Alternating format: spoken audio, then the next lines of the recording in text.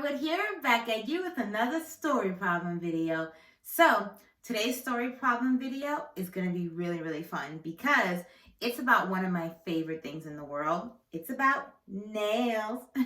So the unit in this problem is times, because we're talking about people getting their nails done and it's times they do their nails. So just to keep things short and sweet, we're just going to have the units in this problem be times, okay? All right, scholars, so before we get into this problem, we need to make sure our bodies are ready. That means our feet need to be flat on the floor, backs up, nice and straight, eyes on the speaker, and ears open. I'm checking. Great, you guys are looking so ready. Now, I'm going to read this problem to you guys 3 times. You need to have your magnifying glasses up and ready to go, okay? Let's do it. Bianca got her nails done at the salon 26 times. Her mom painted Bianca's nails 22 more times. How many times did Bianca get her nails done? Bianca got her nails done at the salon 26 times. Her mom painted Bianca's nails 22 more times. How many times did Bianca get her nails done? Last time, magnifying glasses up. Bianca got her nails done at the salon 26 times. Her mom painted Bianca's nails 22 more times. How many times did Bianca get her nails done? Now, you know what time it is, right? We have to mark up this text, so let's go through it piece by piece, okay? Bianca got her nails done at the salon 26 times. Now, what is important here? The 26 times. Now, I'm going to circle the numbers and I'm going to underline the important information, okay? So circle that 26 and then underline times, because that's our units. Her mom painted Bianca's nails 22 more times. Now, there's a lot of important information in that sentence, so take a look. What should we circle? We're going to circle the number 22. And then what should we underline?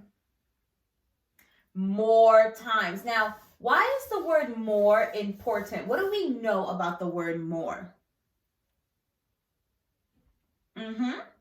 Yes. So we know when it says more, we know that we're adding. More means adding, not subtracting, because we are gaining. We are not losing, okay? So let's think about what our number sentence should look like so far. Bianca got her nails done at the salon 26 times, so we're going to put the 26 here. And then, are we doing addition or subtraction? We're doing addition. And then, we're going to put the number 22 here.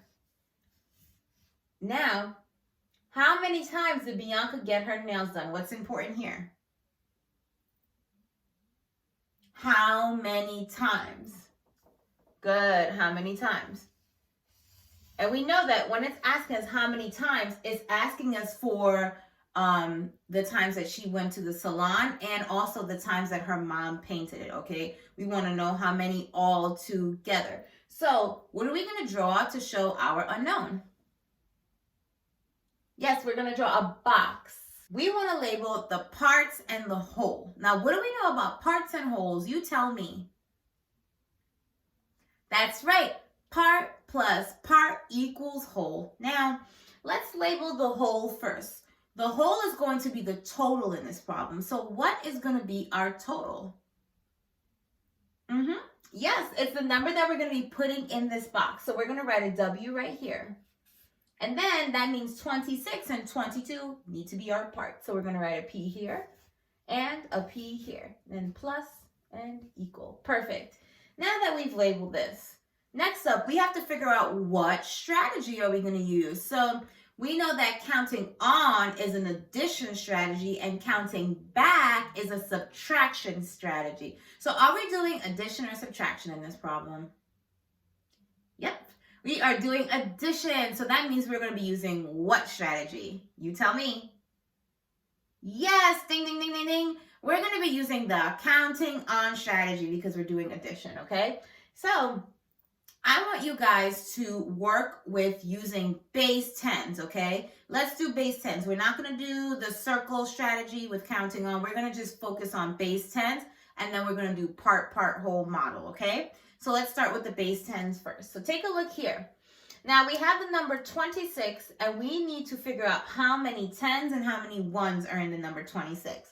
So what's helpful if you need it is you can draw a tens and ones chart. I'm going to draw a little one over here. And then I'm going to put the number 26 inside, okay? So we see that 26 has how many tens? 26 has 2 tens. So how many strips are we going to be drawing? Good, 2 strips. So let's do it. 1 and 2. Great. Now, how many ones are here? How many singles are we going to be drawing?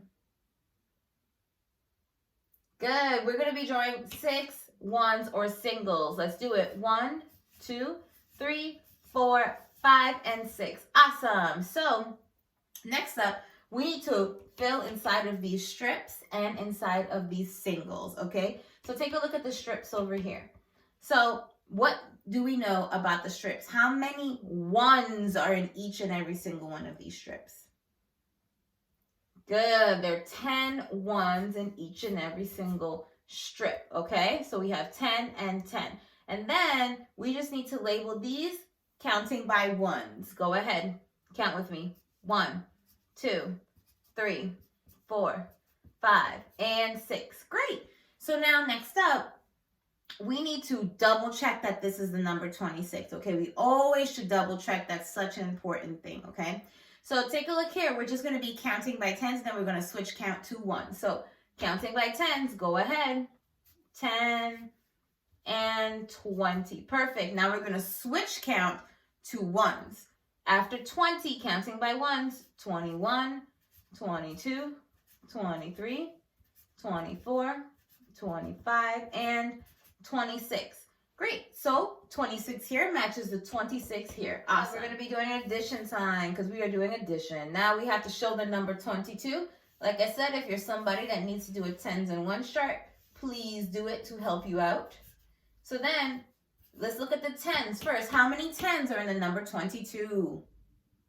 2 tens. So we are drawing 2 strips. 1 and 2. Great. Now how many singles or ones are in here?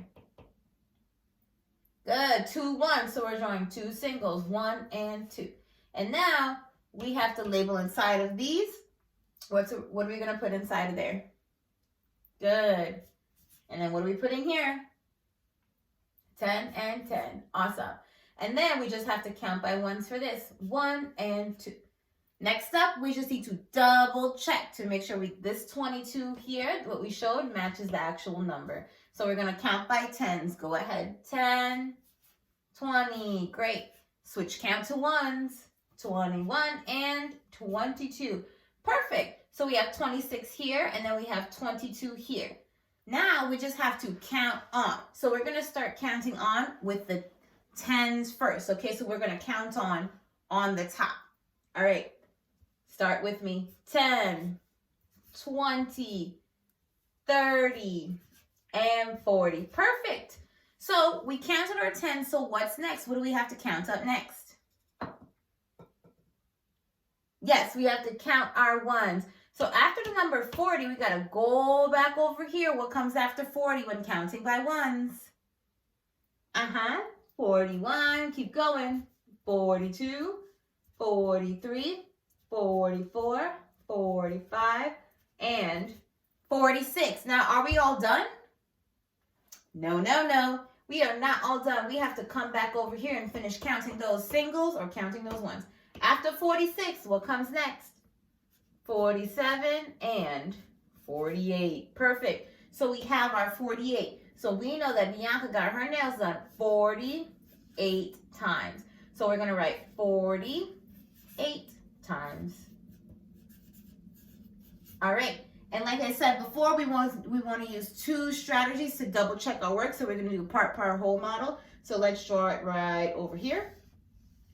Part, whole. cut it like this and like this. All right, so we know that this part is our what? This part's our whole, this is our part, and this is our part, okay? So I'm gonna just label it just to help us out. I love labeling things, just makes it easier to see what numbers are being put where, and it's a great reminder. So let's think about it. What are the parts in this problem? Yes, 26 and 22. So we're gonna put 26 over here, then we're gonna put 22 over here. And then we figured out our whole or our total. So what is that number? Yes, that number is 48. Perfect. So look at that. We did 2 strategies.